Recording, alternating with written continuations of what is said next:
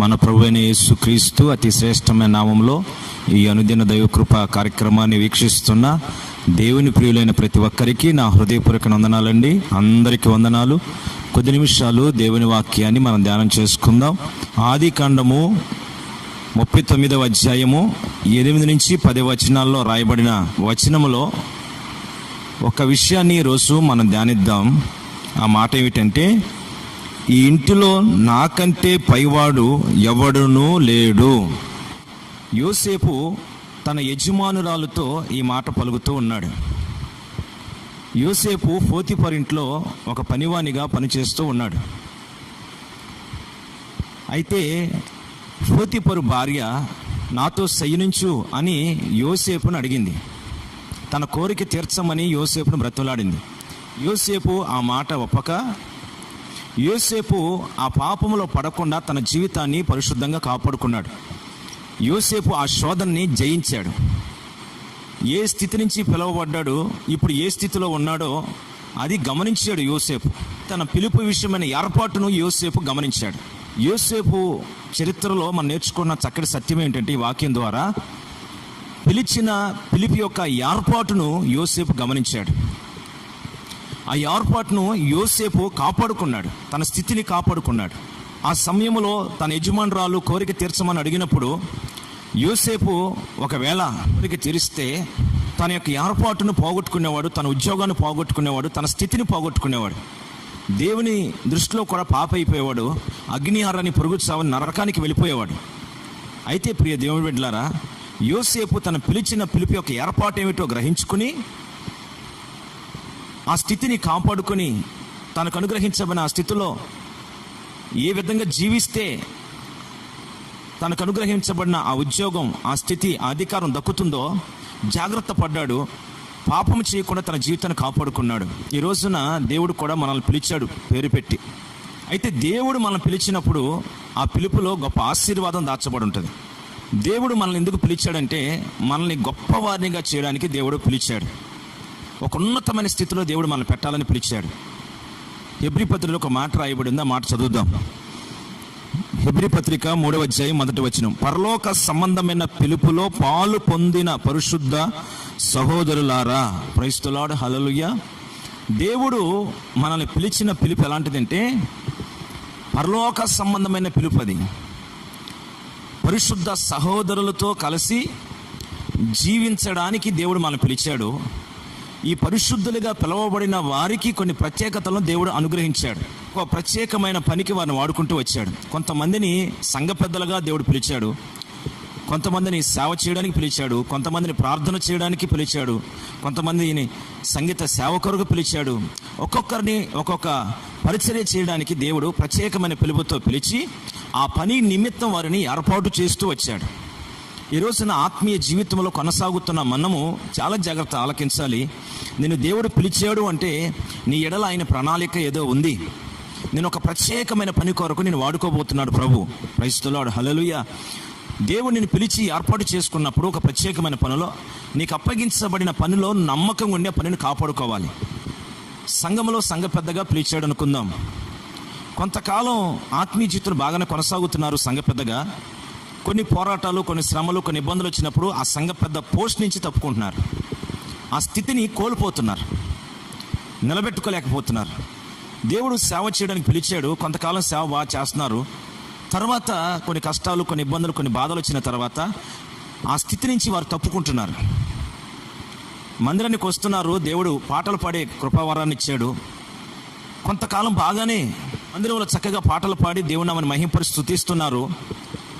రాను రాను కొంతకాలం గడిచేసరికి వారిలో ఏదో ఒక ఆత్మీయ గర్వం రావడం, దేవుడు ఏర్పాటు చేసుకున్న పని నుంచి వాళ్ళు దూరం అయిపోవడం. కొంతమందిని దేవుడు ప్రార్థన చేయడానికి నిత్యం విజ్ఞాపన చేసే బిడ్డలుగా దేవుడు అభిషేకించి ఆయన సన్నిధి నిలబెట్టుకున్నాడు. ప్రార్థనకి కంటిన్యూషన్గా వస్తున్న గుంపులు కొంతకాలం జరిగేసరికి వాళ్ళు ఆత్మీయ స్థితిలో పడిపోతున్నారు. దేవుడు వారికి ఇచ్చిన ఆ స్థితిని కోల్పోతున్నారు. దేవుడు మమ్మల్ని ప్రార్థన చేయడానికి ఏర్పాటు చేశాడు, పాటలు పాడి ఆయన నామని మహిమపరచడానికి ఏర్పాటు చేశాడు, మమ్మల్ని వాక్యం బోధించడానికి ఏర్పాటు చేశాడు, ఈ పరిచర్య కొరకు నిలబెట్టాడు, సంఘ పెద్దగా పెట్టాడు, ఒక సేవకునిగా దేవుడు ఏర్పాటు చేసుకున్నాడని ఆ ఏర్పాటుని, ఆ స్థితిని గ్రహించలేకపోతున్నారు. నీ ద్వారా దేవుడు ఈ భూలోకంలో ఏమేమి చేయాలనుకున్నాడో అవన్నీ చేయడానికి నువ్వు ఎప్పుడైతే అపవిత్రతలో పడుతున్నావో, దేవుని ఏర్పాటుని జారిపోతున్నావో, నువ్వులకి ఆటంకాలు అడ్డంకులు కలుగుతున్నాయి. అది కేవలం నీ అవిధేయత ద్వారా, నీ తొందరపాటు ద్వారా, ఆలోచన వివేచన లేకపోవడం ద్వారా నీ ఏర్పాటును కోల్పోతున్నావు. పరిశుద్ధ గ్రంథంలో మనం చూస్తే ఏశావు ఉన్నాడండి, తన తమ్ముడు యాకోబు. ఏశావు ఒకరోజు బాగా ఆకలితో ఇంటికి వచ్చాడు. యాకోబు కూర వండుతున్నాడు. ఆకలిస్తాను తమ్ముడు, నా ఆకలి తీర్చమని అడిగితే అప్పుడు యాకోబు అడిగాడు, నీ జ్యేష్ఠత్వాన్ని ఇస్తే నేను నీ కూర ఇస్తాను అన్నాడు. తన తమ్ముడైన యాకోబు జ్యేష్ఠత్వాన్ని అడిగితే జ్యేష్ఠత్వాన్ని ఇచ్చేసాడండి. కూర కొరకు జ్యేష్ఠత్వాన్ని అమ్మేసుకున్నాడు. కడుపులను ఆకలి తీర్చుకోవడానికి జ్యేష్ఠత్వాన్ని అమ్మేశాడు. అంటే జ్యేష్ఠత్వం యొక్క విలువ గ్రహించని వ్యక్తిగా కనబడుతున్నాడు. పాత నిబంధన గ్రంథములో రాయబడిన అనుభవాలను బట్టి మనం గమనిస్తే, ఒక ఇంటిలో జ్యేష్ఠుడు ఉన్నాడంటే సేవ చేయడానికి అతనికి అర్హత ఉంది. జ్యేష్ఠునికి ఆస్తిలో అధిక భాగం వస్తుంది. ఏదైనా ఒక ఆశీర్వాదం ఆ కుటుంబంలో మొదటికి అనుభవించాలంటే జ్యేష్ఠునికి మొదటి స్థానం ఉంటుంది. గొప్ప ఆశీర్వాదాలు ఉన్నాయి జ్యేష్ఠునికి. అలాంటి స్థితిని కొంచెం కొరకు తమ్మునికి అమ్మేశాడు. ఎందుకు ఈ మాట చెప్తున్నానంటే, దేవుడు మనకిచ్చిన ఆ గొప్ప తలాంతుల్ని, ఆ ప్రత్యేకతల్ని మనము కూడా కొన్నిసార్లు కొన్ని బలహీనతలకి, కొన్ని అలవాట్లకి బానిసైపోయి వాటిని విడిచిపెట్టేస్తాం. ఆ అలవాట్లకి అమ్మేస్తాం. కొన్ని అలవాట్లకు బానిసైపోయి మన దేవుడు మనకిచ్చిన ఆ కృపను మనం పోగొట్టుకుంటాం. ఒక తండ్రిగా నిన్ను పెట్టాడు, ఒక తల్లిగా నిన్ను పెట్టాడు. ఆ స్థానాన్ని నువ్వు గౌరవంగా కాపాడుకోవాలి. ఒక అన్నగా నిన్ను నిలబెట్టాడంటే కుటుంబంలో ఆ స్థితిని నువ్వు కోల్పోకుండా, ఆ గౌరవాన్ని, ఆ స్థితిని నువ్వు కాపాడుకోవాలి. ఒక అక్కగా ఆ కుటుంబంలో పెట్టాడంటే ఆ స్థితిని నువ్వు కాపాడుకోవాలి. ఒక సేవకునిగా ఒక సంఘంలో నిన్ను పెడితే దేవుడు, ఆ సంఘంలో నీ విలువ, నీ గౌరవాన్ని నువ్వు కాపాడుకోవాలి. సేవకునికి తగిన ఆ విలువను నువ్వు కాపాడుకోవాలి. ఆ స్థితిని నువ్వు మర్చిపోతే దేవుని ఆశీర్వాదాన్ని పోగొట్టుకుంటాం. అయితే మిమ్మల్ని పిలిచిన పిలుపుకు తగినట్లుగా మీరు నడుచుకున్నప్పుడు మిమ్మల్ని దేవుడు ఏర్పాటు చేసుకున్న ఆ స్థితిని మీరు కాపాడుకోగలుగుతారంటాడు దైవజనుడైన పౌలు. శ్రద్ధగా ప్రార్థన చేసుకోండి. ప్రభువా, నా స్థితి ఏమిటో నేను గమనిస్తాను, నాకు ఇచ్చిన జ్యేష్ఠత్వాన్ని కాపాడుకుంటానయ్యా. సంఘములో ప్రభువా, నీవు నాకు ఇచ్చిన కృపావారాలు నేను వాడుకుంటాను, నమ్మకంగా నేను ఉంటాను ప్రభువా. ఏ పాపంలో పడను, తొందరపడను, అవిధేత పనులు నేను చేయను. కృపలో నిలబెట్టి అభిషేకించి నీ పరీక్షల్లోనూ, ప్రార్థన అనుభవాల్లోనూ, ప్రతి విషయంలో నీ చేతుల పాత్రలను వాడుకో ప్రభా అని ప్రభు సన్నిధిలో ప్రార్థన చేసుకుంటున్న దేవుడు యోసేపును ఆశీర్వదించి బలపరిచి వాడుకున్న దేవుడు నిన్ను కూడా ఆయన కృపతో నింపి గొప్ప ప్రజలుగా చేసి దీవించునుగాక. ఆయన కృపతో నింపునుగాక, ఆయన ఆశీర్వాదంతో నింపునుగాక. ఆయన నేను గొప్ప గనునుగా దేవుడు మార్చునుగాక. ఆయన సింహాసనం మీద కూర్చుండేనిచ్చే విస్తారమైన కృపను దేవుడు నీకు అనుగ్రహించునుగాక. ఆమేన్. Praise the lord. హల్లెలూయా. తలలు వంచండి, ప్రార్థన చేసుకుందాం. ప్రేమగల తండ్రి, ప్రభువా నీకు స్తోత్రం. విన్న వాక్యాన్ని బట్టి బిడ్డల కొరకు ప్రార్థిస్తున్నాను. మీరు మీ బిడ్డలకిచ్చిన ఆ కృపను, ఆ తలాంతులను, పిలుపు విషయమైన ఏర్పాటును నీ బిడ్డలు గ్రహించి ఆ స్థితిని కోల్పోకుండా జాగ్రత్త కాపాడుకోవడానికి కృపనివ్వండి.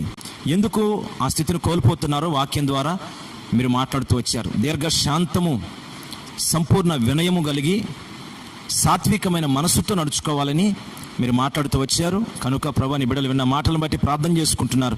ఇక మీదట నీ బిడ్డలు ఎక్కడ తొందరపడకుండా, అవిధేయత చూపించకుండా, కోపపడి మనస్తత్వం లేకుండా సాత్వికమైన మనసు, వినయ మనసు, అలాగే ప్రభా దీర్ఘశాంతముతో కూడిన మనసును ధరించుకొని నీ సన్నిధిలో నడిచి మీరు ఇచ్చిన కృపాతలంతలను వాడుకుంటూ, మీరు మీ బిడ్డలకిచ్చిన ఆ స్థితిని వారు కాపాడుకుంటూ రాబోతున్న దినములను నడుచుకునేట్లుగా కృపను గ్రహించమని ప్రార్థన చేస్తున్నాను. కుటుంబంలో ఒక విలువ కలిగిన పాత్రలుగా బిడ్డలు నిలబడాలి. సమాజంలో విలువ కలిగిన బిడ్డలుగా బిడ్డలు బ్రతకాలి. వారు ఉన్న ఉద్యోగ స్థలాల్లో, సంఘ పరీక్షల్లోనూ కానీ, ప్రార్థనలో కానీ, అయ్యా సంఘంలో మీరు అప్పగించిన బాధ్యతలో కానీ ఆ బాధ్యతను గుర్తెరిగిన బిడ్డలు నడవగలిగేటట్లుగా నీ బిడ్డల కృపను గ్రహించమని ప్రార్థన చేస్తున్నాను. ప్రతి బిడ్డలను పేరు పైన దీవించి ఆశీర్వదించి ఘనతా మహిమ ప్రభావాలు మీరు పొందుకొనమని యేసు పరిశుద్ధ నామములో ప్రార్థన చేసి స్తుతించి వేడుచున్నాము తండ్రి. ఆమేన్.